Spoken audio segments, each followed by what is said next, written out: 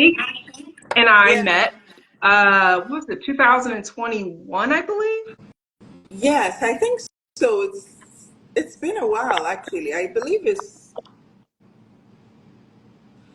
it's 20 I think it's 2022. Okay. I Okay. think so. Well, I think it's 2022. Yeah. Like two okay. years So plus ago.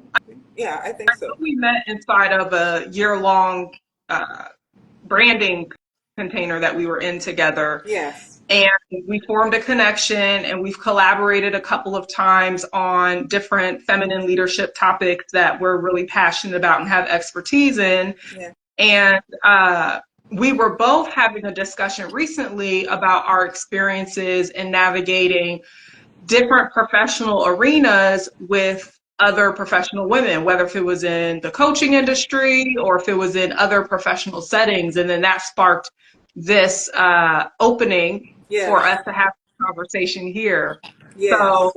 you want to just dive right in? Yeah. Okay.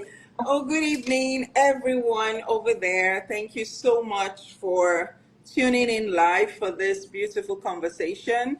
And I'll just say a little bit of introduction of who I am. My name is Monfik Ryan Abu. I'm a daring and dynamic woman on a mission to ignite the growth mindset of the overwhelmed career or business woman that is a mother so that she can move from a place of adversity to a place of audacity.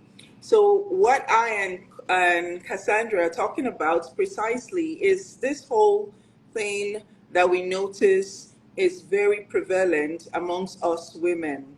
And that thing is that inherent competition we tend to have amongst ourselves. But you guys out there, you guys should feel free to chime in now that we don't have another medium other than Instagram. We have the full focus and attention right here on Instagram to check your comments and your questions, especially about this important topic. For me, I have a 13-year banking experience raising my children all through trying to balance, or what I say, sync it all, sync my work and my family life. But I noticed most of the challenges I had while in the banking industry and also in business, the stumbling blocks I experienced were brought up by other women. So we have very few seats at the table, and some of us are like the only female in a large conference table.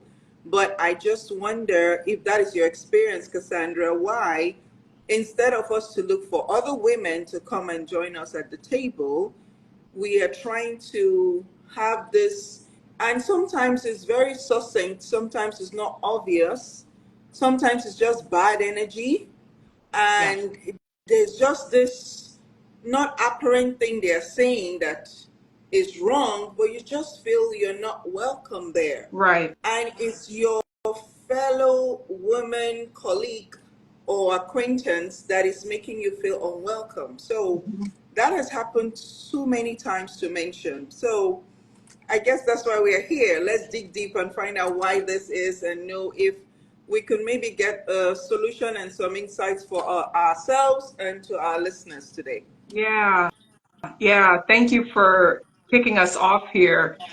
This is a really fascinating, multi complex discussion, I believe, because there's so many different angles that we can take as to why this phenomenon of competition amongst women is prevalent. And what I find fascinating, Mohsin, is you're over in Lagos Yeah. and I'm over Yes. here in the US and we're Yeah. describing a similar experience. And so Yes. when we were having this discussion, I was thinking to myself, isn't this interesting that two women in two different continents across the sea, across the pond, as they say, Yeah. and we're Across so many things. describing very similar experiences. And so for me, being For those who don't know, I'm a feminine embodiment mentor, and a big part of my work is supporting accomplished spiritual high achieving women to be more deeply embodied in themselves so that they're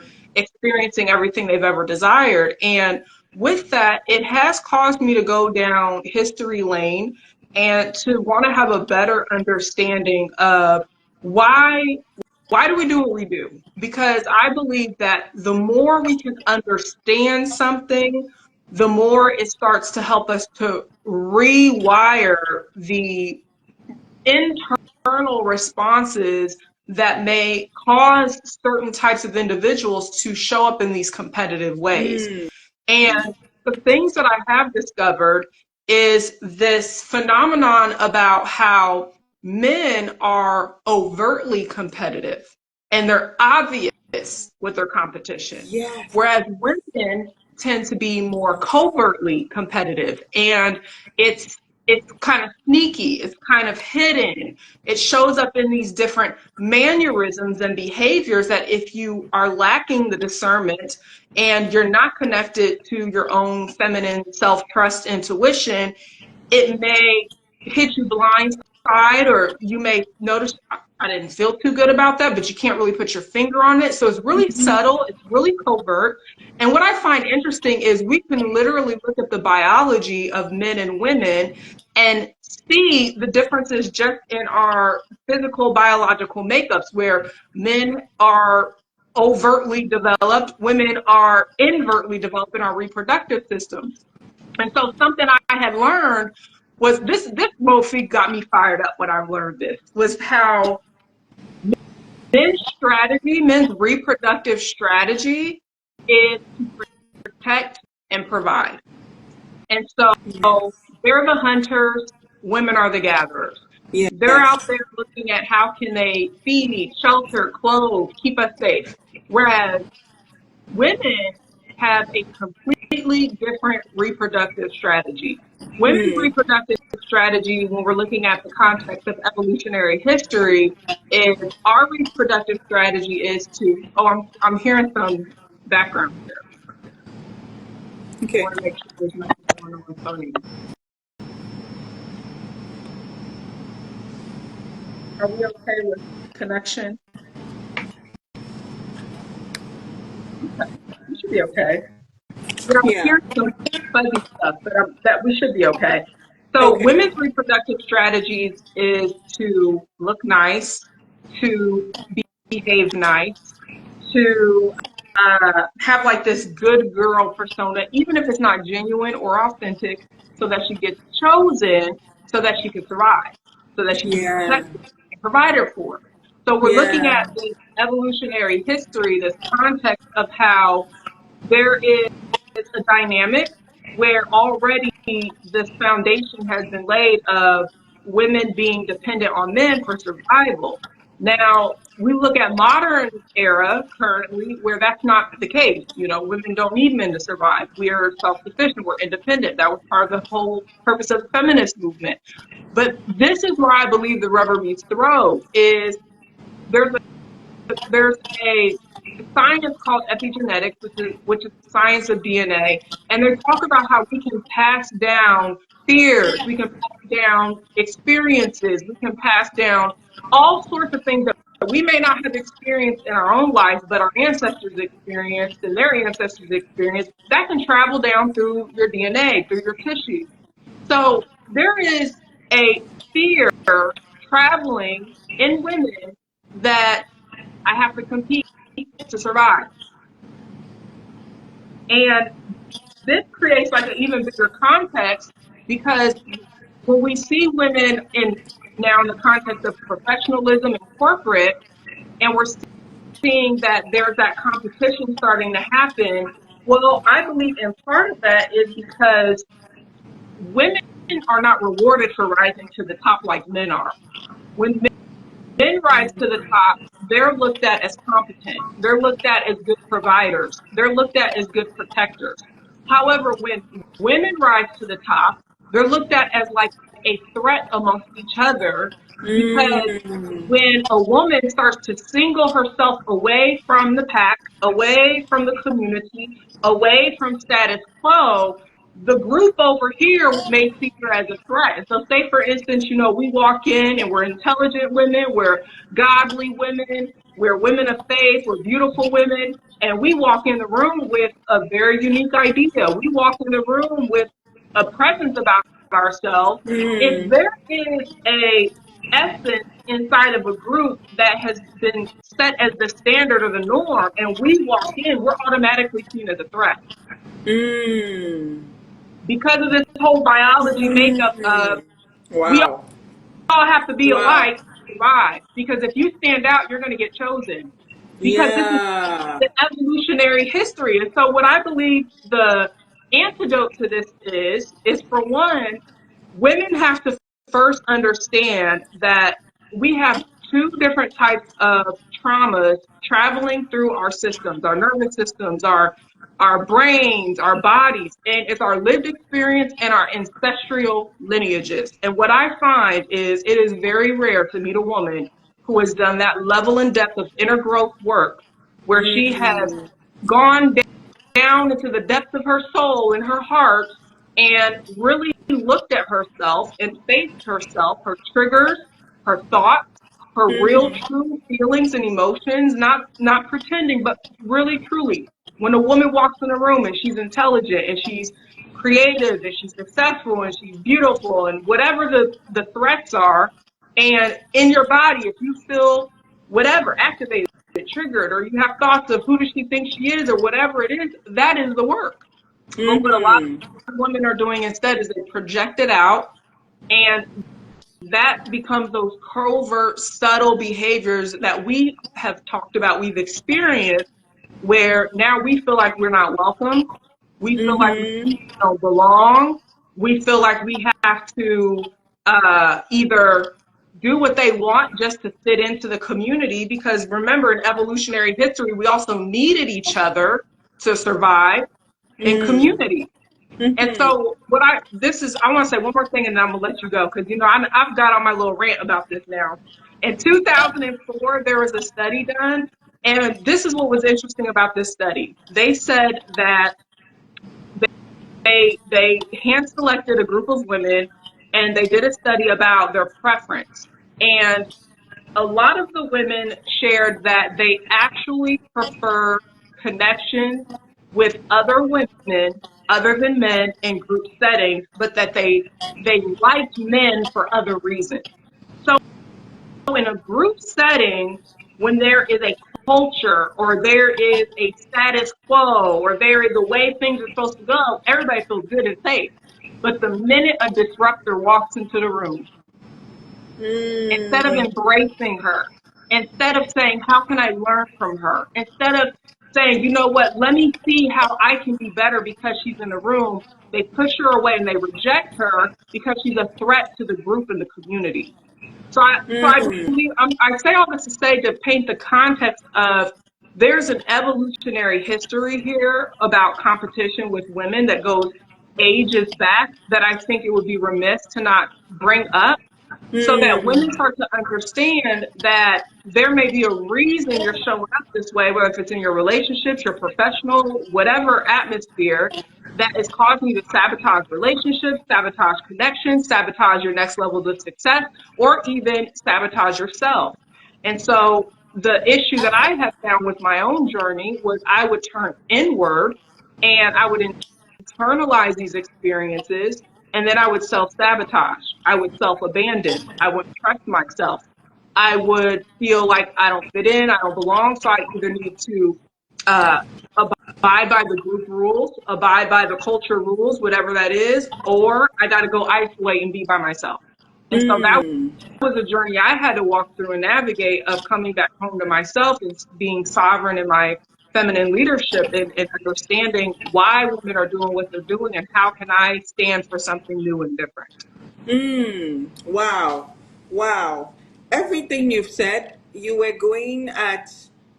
so much depth in what you're saying, and for me it's like you are schooling me in a whole lot of things, because I guess you being really focused on feminine empowerment and really understanding your feminine energy, which is not something I've really explored. I feel that we get to that point in our evolution as women when we are above 40, when we get, there's a new awareness we have at that decade of our lives, where we have that introspection and that high level of self-awareness that enable us to gradually start tapping into our feminine energy. Yes. So the historical reasons behind this succinct and insidious competition women have within themselves that you've just provided biologically based on our female organs is internal. So everything is is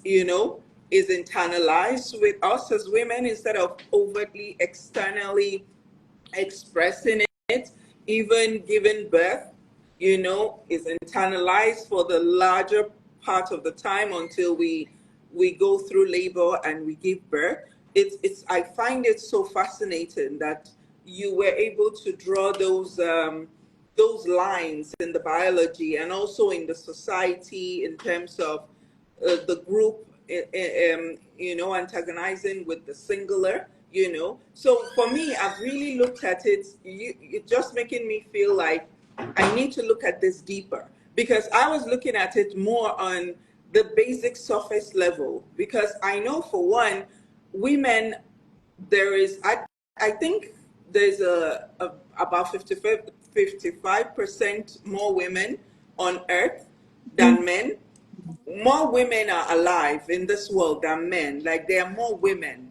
So I feel that also is a part of the history whereby there are so many women in groups competing for the attention of one man. Yes. When we bring it to Africa, we look at the history of I know a bit about the history. I'm not a specialist there, so that's a disclaimer right there. I'm a Muslim. My faith, as a Muslim, it allows one man and four wives. And then also the African tradition, actual African tradition before religion and all of that, and a lot of people still practice it. It allows for more than four wives. You see a man with 8 wives, 6 wives, and all of that, and they have to they have to like cohabitate, or they have to have that one habitat to survive. And we know everybody's looking there for the attention of this one man. What I used to notice in the corporate world is, because when I put, if you look at the little caption I put in this our notice for this live, I put on the flyer, I said, in the corporate world, there's a lot of toxic masculinity, but it gets even worse because the few women in the room are now competing for the attention of those men that are still like already in charge. Already, obviously, everybody is supposed to answer to that man or those group of men. So why don't us, the few women in the room, now find a way to like nurture or encourage ourselves so that we can also be able to, elevate ourselves to the level one day to get to the level of it. It's weird, but it's just all you have said right now just gives me so much clarity on why it is the way it is. For example, when we dress up, most of the time, when a woman wants to really be fashion forward and get that nice handbag and do that nice hair and wear that beautiful dress that is maybe is in the they've seen it in like Paris or some place that is highly fashionable, and she wants to get that designer bag, whatever it's called. She's doing it just to compete with another woman that she's going to meet in that place. She's not dressing up because her better half will say, "Oh, you look nice today." That's just a plus. She wants to get into that room. If everybody is like, who dressed better? There's always like, I want to be better. It's not overt, like you said. It's very covert. Like, it's like I want to be better. I'm always, but all you have said really, really helps me to understand the reasons why it is like that. It's so fascinating. It's so I'm fascinating. so glad. And there's a concept called sister wounds that is well Hmm. known in the healing arts. And since I have so many different credentials, I've gone through all these different trainings and mentorships over my career where I started learning about this concept of sister wounds. Hmm. And I remember when I first heard this concept, it felt like someone had shined a light on Hmm. everything I had experienced throughout my life that I Yeah. couldn't put my finger on it. And it's almost as if there's this ricochet happening back and forth because I'll share with you, Monique, and I'm not sure what your experience was like, but because I had these experiences with other women where I felt like I would walk into the room and they saw me as a threat, whether if it was Mm-hmm. a virtual room and I was in a mastermind or I was in a program of someone's and I was genuinely there to learn. I was genuinely there to grow. I was genuinely there to get better. I wasn't there to take. I wasn't there to try to copy them. I wasn't there to Mm-hmm. try to uh, do any of that. I was genuinely there to learn, grow my business, be better as a mentor. And the covert attacks I would experience shocked me because we're talking about women who were way more successful than I was yet in my business, making way more money than I was in my business, and I couldn't understand why did they feel that way. And so it kind of caused me to go down this path of wanting to understand this dynamic more. When this concept of sister wounds started to surface in my learnings, I realized that there's two different sides of the coin here. There's the women who are projecting out and doing these covert behaviors that are harmful, but then there's other women who are internalizing this, and it can create this internal belief, this internal crippling belief, if you will, that can turn into self-sabotage, where anytime you go into a room, anytime you go around a group of women, anytime you go into a setting where other women there, you may automatically be on the defense. You may Yes. automatically be guarded. You may Yes. automatically make assumptions that you may not have a great experience. And that was something Mm. I did. And Yes. what happened is I would go into spaces not trusting people, being very guarded, kind of being on the edge, like, I don't know, let me see, let me put these people out, I don't know what they about. Mm. Yes. Yes. But that was because of past experiences. These Mm. sister wounds. I'm now carrying on my own baggage and taking it. And there have been times I've been around women who are very genuine, heart centered, women like yourself, and it was hard for me to receive that at a point in my journey because Mm. I was so used to being disappointed by other women. And so Yes. there's both sides of the coin here where we got to look at what part do we play in these Yeah. dynamics. Mm. So true. So true. For me, I that's why I don't it felt so right that we should talk about this topic because that dynamic is the reason it felt so right. When the woman on one side, another woman is trying to make another woman feel small instead of helping her to elevate and grow her and nurture her and encourage her. Then that woman at the receiving end now goes into her shell and now starts self-sabotaging, now starts the self-doubt because what happens also with women, which is, oh my God, this dynamic you just said now is like hitting the nail on the head exactly Yeah. where it should be. Because in my own experience, exactly the same thing. When I was bullied in high school, it was by other young ladies, were like probably 14, 15-year-olds, 13-year-olds. That's the very impressionable time for a young teenage girl trying to look up to somebody else that she sees certain elements in character or any other aspect of her personality she wants to emulate or just likes, then that person, instead of the person to help uplift you and encourage you and tell you how to get to that point, they instead beat you down. So what happens is you at the receiving end, which was me, which was similar, what we went through is really similar without us having to say the specifics, really. It's very Yeah. similar Yeah. because I now went into my shell. I didn't trust anyone. I didn't want to give you the chance to betray me because I knew what you were about in my mind. I knew what you were about. You don't even have to say a word, Yep.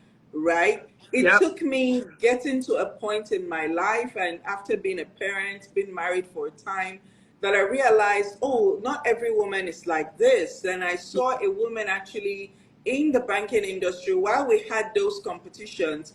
Some few good apples were still there. And I remember vividly, it was when Obama became president for the first time. And while I'm not in America, I was way far away here in Africa. At the time, I think Obama first became president '06, or was it '04, '06? I believe it was '06. I believe Maybe. '06 or '07. Yeah. Then, I don't yeah, remember. I think it's '06, 2006. Because it was a huge deal all over the world. First black president all over the world. And you guys are going through another phase of firsts right now with your election. So um, it was huge. And I respected, and everybody, like, I'm always looking for women because I lost my mom when I was 19. Oh, I'm always looking sorry. for women to help me I'm looking for mother figures, I'm looking for sister figures, I'm looking for women. So it's so painful when you now have those negative experiences more than the positive ones, when you are at a space where you need someone. There is a vacuum already. It's not like I have a parent, a mother that I could say, okay, I really don't care what the other woman does. My mom is there. Yeah. We have a good relationship. I didn't have that, so Mhm. it was really painful. But that lady said, oh, Monfig, she started calling me Michelle Obama. And I respected and adore and still adore Michelle Obama. She said, because I'm tall, I'm like 5'11".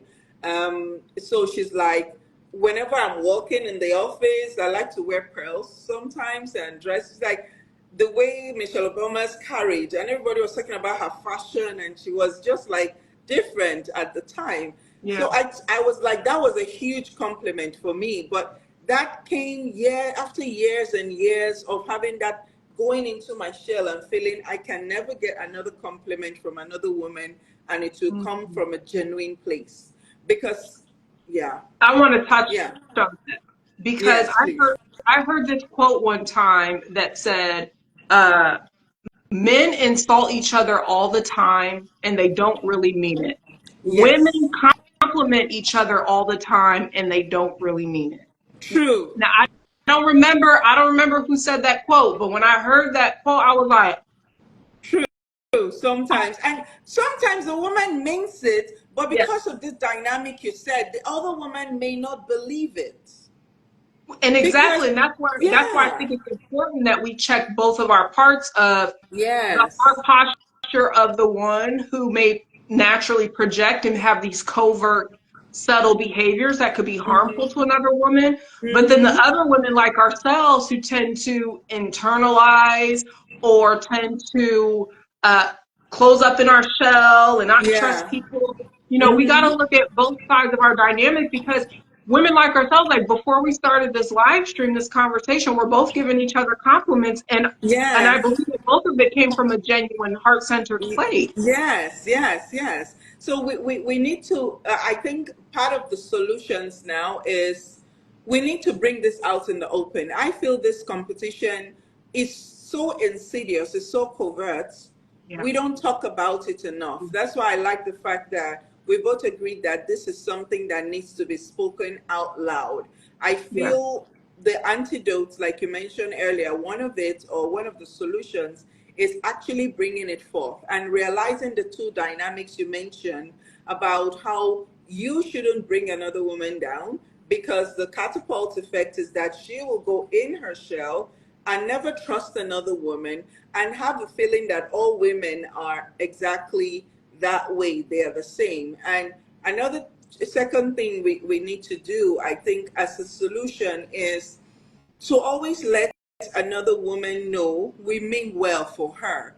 But I'm curious how your work kind of plays into this, because you deal we I actually work with a lot of women, but we don't really talk about this aspect. And me being a coach, they already have a feeling she means well for me. She's reaching out to me because she wants to help me, so, and I want to go to her because I want to help myself. So already that genuine thing we should all have as women is already established from Right. the beginning, right? Right. But I'm curious to know how it works for you as a feminine mentor, like you said, Hmm. because what I've noticed in the mentorship space, at least in the corporate world, women have more male mentors when they are looking at leadership, Yeah. because the men are at the helm, and she's like, I need to get to the top. Then even when she's been mentored by that male mentor, other females are kind of like giving her the side eye, and like, why is she the one, and all the things, Yeah. so when it comes to mentorship, have you seen this dynamics play, and how has it played in your own work? Yeah, so in my work, I'm really big on supporting women to be spiritually, emotionally, and energetically intelligent as women, lovers, and leaders. So this means that we have to look at the real thoughts, the real feelings, and the real beliefs and the real true Mm, behaviors that you have. So in my mm, work, there's a lot of truth telling that's happening. There's no putting a rug over it and blaming other people. We always have to mm, look at our part because I share two different dynamics in this. We both see where we fall into that. And so we always have to look at what's my part in this co-creative experience because mm-hmm. somebody's playing a part in this. And Yeah, then I use different approaches, modalities, tools to support them with healing those sister wounds, with regulating their nervous system, with rewiring those unconscious crippling beliefs that either women are not safe or I need to be better than her so that I get chosen. And yeah, something that I've had experienced in my line of work is there there's been times where I've worked with people and they don't want to tell people they worked with me because they're afraid that their people are going to choose me. And this is that dynamic showing up again is the threat, the fear of if I share her on my platform, if I tag her as I worked with her, and other people find out because she's that damn good, I'm afraid they're going to choose her over me. So I'm not even going to mention her so that they don't choose her and they choose me. But what happens is you're exacerbating this evolutionary history dynamic that was created way back when we were living dependent on them for survival. And so when I see this happening, my part in this, when I lead other women who are experiencing this also is, oh, we're having a little feedback issue here. okay, I want to make sure that people can hear us okay. Part of my work is showing women how to show compassion towards themselves yeah, for what they're experiencing, but also how to have compassion towards someone that's doing this. Because if your immediate response is to react, or your immediate response is to go into resistance, meaning you internalize it, you hide, you go in your shell, you don't trust, then you're just allowing that experience to ruminate inside of you, and that pulls you out of alignment with your own desires, which means you're sabotaging. So yeah, yeah, if I've worked with a woman who is doing this, which it tends to be rare because a lot of the women that choose me are women like ourselves, but the women who I have worked with that do this, they're the ones who won't yeah, tell me they work with me. They're the ones who won't tag me and let other people know that I was their mentor. They're the ones who will not even mention me on their social media because they don't want other people to know about me because they're afraid they're going to choose me over them. I have to let them know that you're blocking your abundance, because abundance does not live in the frequency of lack and scarcity.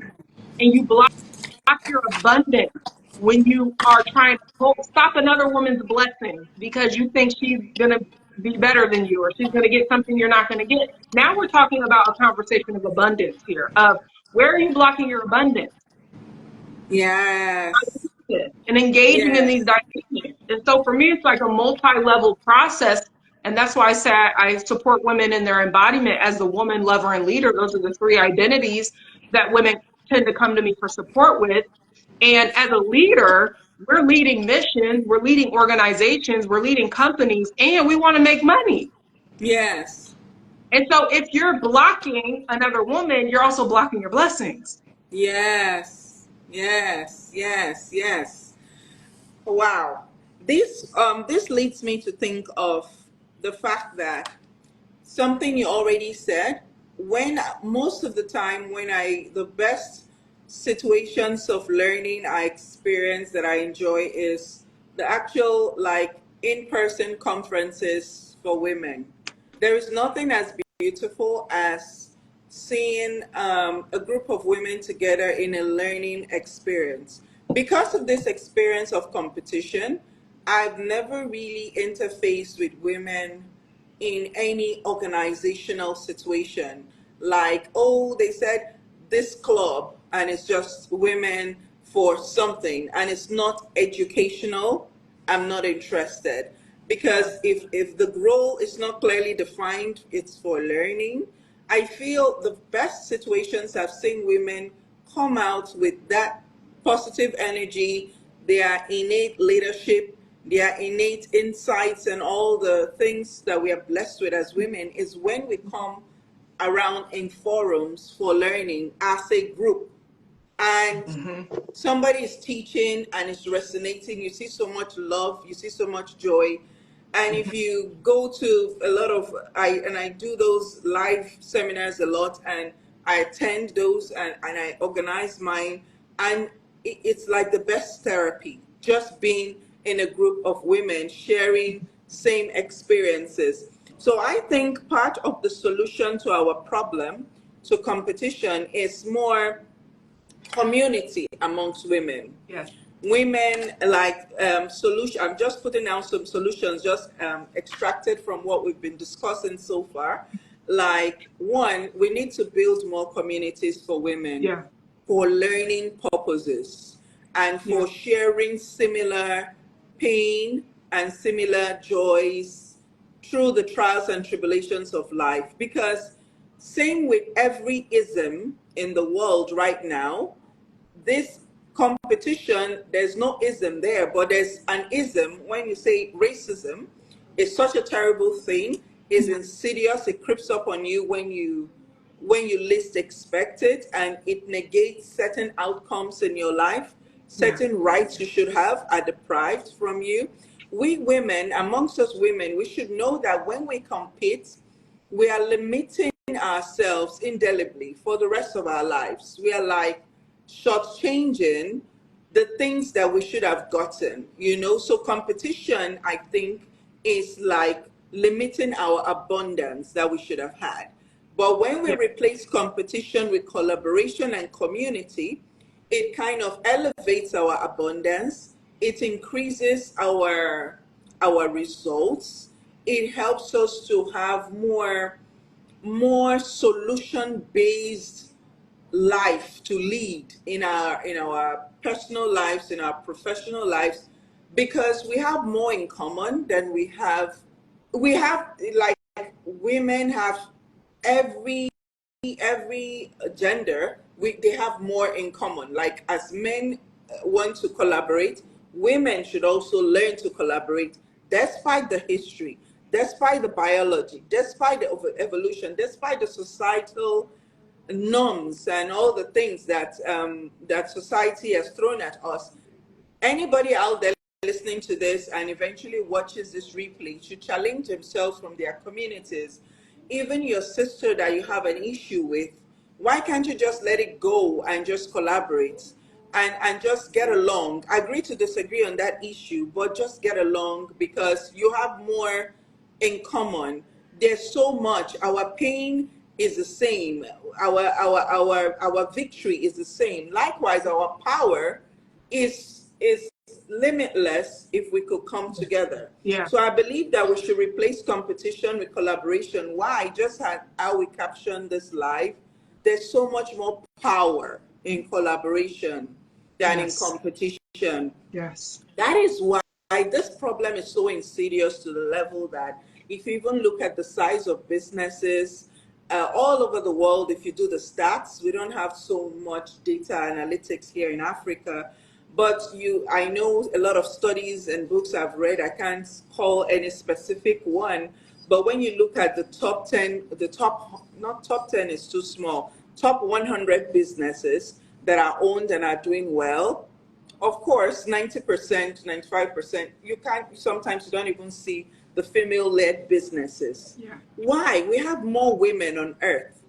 Literally, we have more women alive and living than men. Most of the time, we get more female children than male children. Most people, especially in Africa here, there's a thing with some cultures where if a woman has too many female children, her position in the marriage is in jeopardy. Yeah. Because the male is the one that would take the name.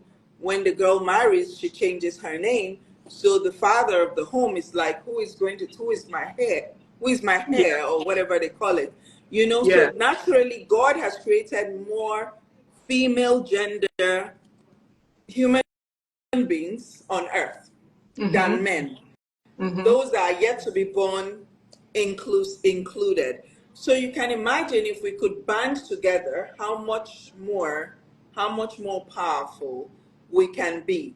Then also if we could stop competing, how much more abundant and how much more bountiful our results would be. Another thing, two more things I wanted to add is this. We need to learn to lean in on each other. And I think that would be a key anecdote to the competition. Because of the history you have so well explained and the biology, what is happening is that we are not leaning in. We are just like, because it's already insidious, we assume we already know. But if we could just take a closer look and just say, oh, hi, what are you thinking? Or she's thinking the same exact thing you are thinking. Like it's the same. So Yeah. if we could lean in more, that's why I like the work of Sheryl Sandberg of Facebook COO. And she wrote this a book called Lean In. And because when she was made the first female Facebook chief operating officer, COO, and it was such a big deal, the only woman, and it's like, why should I be the only woman? Yeah. Why? We should Yeah. all lean in as women. We should all come on board and be there. Why am I getting here? How did I get here? Lean on me, I'll tell you. You, another woman, lean on her, like that. So there's a lean in movement, and there's a book called Lean In that she wrote that was a big New York bestseller. She was on Oprah and all Wow. things, and it's still our messaging up until now. Sheryl Sandberg is her name, and it's still our messaging. And because of her, more women have come to Facebook, and she's been able to create more flexibility in maternity leaves and all that, because the things we need as women in the workplace are so unique. Even our bodies, we are up, we are down sometimes, depending on the time of the month. If we lean in on each other in a team, for example, you will know when the other woman is not as productive as she should be. She's having endometriosis, or anyway, painful menstrual syndrome, or she's menopausal, or there's something not going right with her hormones right now. You need to lean in. We are all we've got. That's why when we are in a group and we are learning together, it's the most empowering space you want to be in when you go to a female conference. But when we leave, we exchange cards and we go to our normal lives and it's back business as usual. like, oh, who is that lady that called me on the phone? But there's that energy when we're in that learning experience together that we need to take out of that room and carry to all the different parts of our lives, in our offices, in our businesses. And the last thing I would say is, as a solution, is role models. Mm-hmm. I think the role of role models have been undermined, and is greatly undermined, and is greatly undermined as the generations go, and it's something we need to bring back, and this generational, like, older women need to we need to leverage the wisdom of older women more than we Yeah. do. I think the competition is worse for the peers. The peer thing, that word peer pressure is real. And I think competition came from that word peer pressure. If this one is, or that phrase peer pressure, if this person is pressuring you, you could either join them or you start competing with them. You don't think of collaborating with them Yeah. because we are peers. Yeah. So why don't we look for a role model? If we're in our 40s, the women in their 50s, they've been through what we are going through. Why don't we look at them and ask them, how are you doing it? I'm always seeking role models. Losing my mom so early was like, I need a woman, somebody that has been through something that I'm yet to go through. So when I retreated because of how badly I was treated, I will retreat for a day or two, but I know I need, there is a vacuum, then I'll come out again. And sometimes I'll now get the right person the second time or the third time or the fourth time. But I know it was so hard. But I'm always seeking role models, and I have a few, and I need some more. I think some of those things will help us, I think. What do you think? That's what I love about my profession so much, of being a mentor, because I feel it's me stepping Yes. into that role model. And it's Yes, interesting because I've definitely. had clients who were way older than me and would say the wisdom that I embody was extraordinary. And I believe Yeah. that is something that's missing in our culture, and something I'm really passionate about is being a way shower and leading the way for a new paradigm for women. Yeah. And I see myself as that older woman that my grandchildren can come to and glean from. And I Yeah. believe that there's this element of understanding that the only way to change the way that the world has been for women is it starts now in the ways that we're showing up inside of these dynamics, inside of our Yes. interactions with each other. Yes. And there's more feedback happening. Yeah. Any questions so far? Because I can't see anything here. Yeah, I can see comments. So if anybody has questions or comments, feel free to pop it in the chat. There Yeah. was something else that I wanted to To add. Yeah. added, and let me pull it up. As women, we are very natural leaders, especially, I don't know about you, Monfik, but I tend to work with firstborn daughters. I'm a firstborn daughter. I don't know Me if you're a too. firstborn daughter. Me too. And I find Firstborn a child, firstborn daughter. yep, a lot of us are natural born Yeah. leaders. And you had mentioned women having more success in business and leading. Well, there's some science behind this. Our prefrontal cortex, which is called the CEO brain, is more developed in women. And so we have a higher level of executive cognitive functioning when our nervous systems are regulated. Yeah, that's another And we thing. have our feminine intuition. Yeah. And so we're really, really powerful in leadership, and women being able to come together and put heads together. I believe that's why the Bible says that two is better than one. And Yeah. so we can start to understand even the spiritual aspects of not just the science, but also the spiritual aspect of coming together and what that does. It Hmm. creates a win-win for everyone. And so Yeah. there is an element of understanding that this paradigm that we're experiencing right now is residue from evolutionary history, is residue from our ancestors, is residue even from our own lived experiences. And Mm. so even if we didn't have certain experiences, I guarantee it's living in your cells, your tissues, your DNA, your nervous system. And if you're not being conscious, if you're not uh, choosing to be different, if you're not Mm-hmm. showing up in spaces, whether if it's on either side of the coin that we discussed in this conversation, you're Mm-hmm. literally recreating the past. And so I Yeah. everyone listening to this conversation to take the onus on you to make a decision that you're going to create a new paradigm. And that means that you're going to go first. You're going to lead yourself into a different way of being in these interactions. Whether if you're the Yes. one who's being guarded and not trusting other women, or you're the one that's projecting these covert, subtle behaviors that are harmful, we all have to look at which side is our part and choose that we're going to show up differently. And it starts with us doing this one interaction at a time.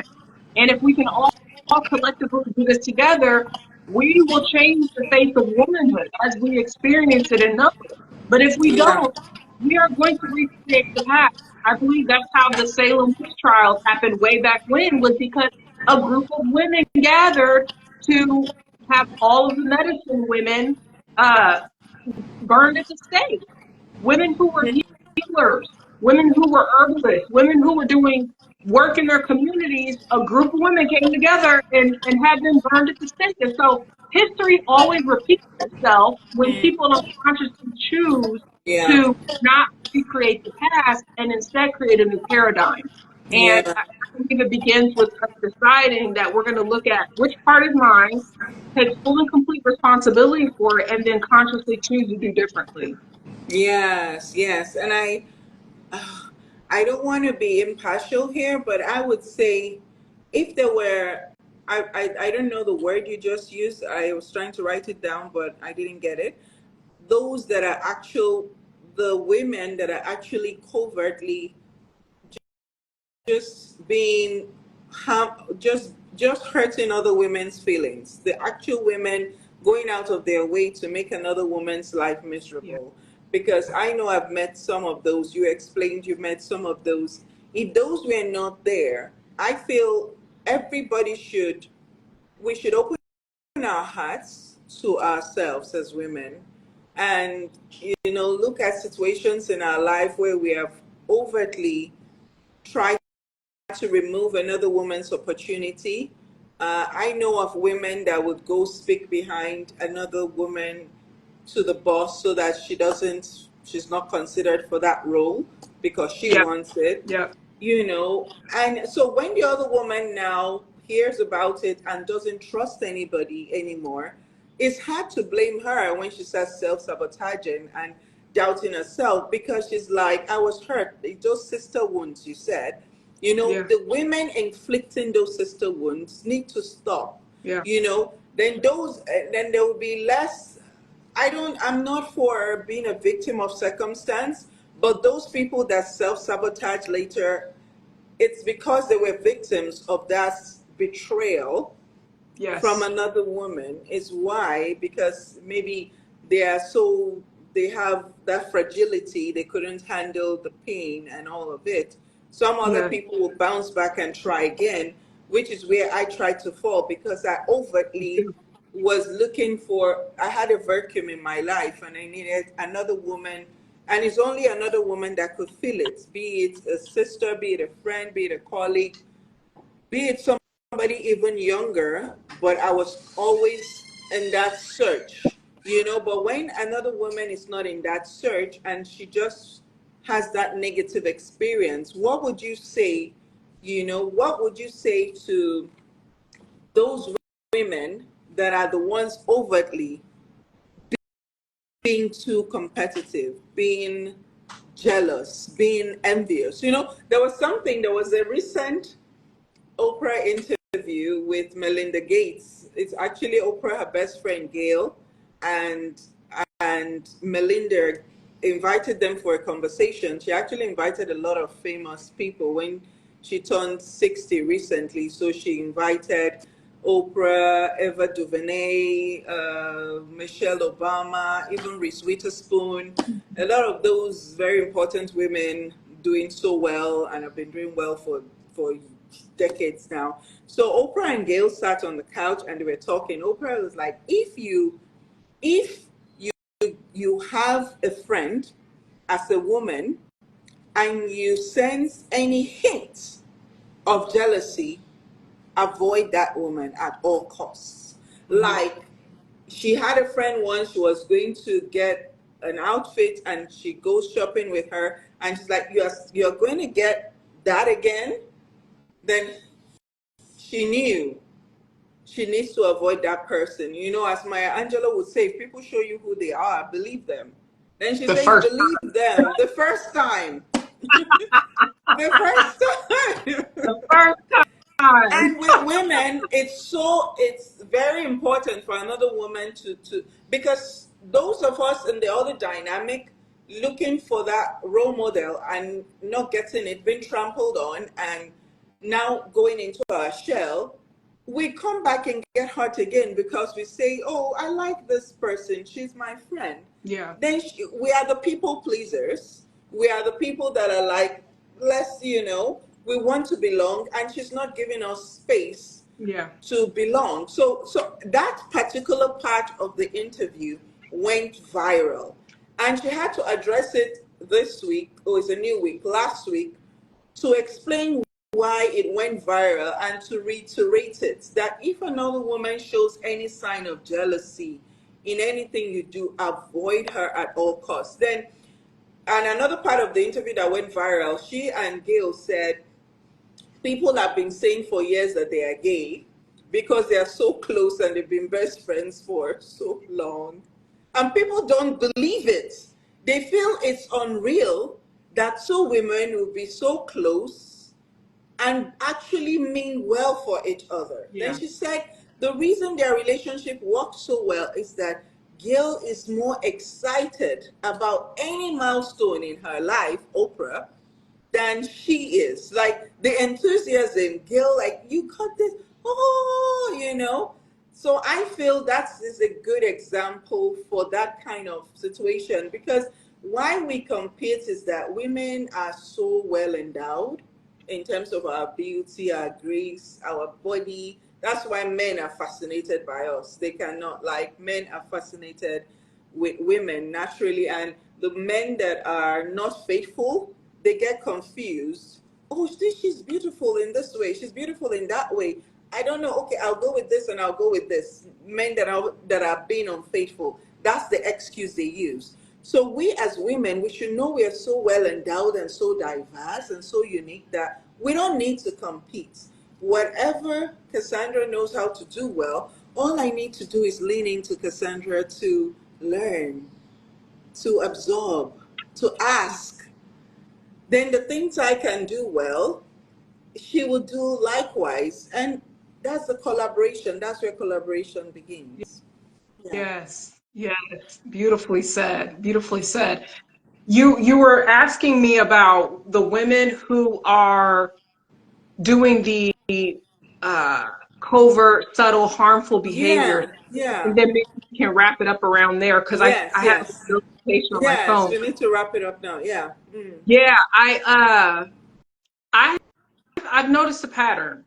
The women who do this tend to have health issues that manifest in their bodies. And this is going to sound triggering for some women. Mm.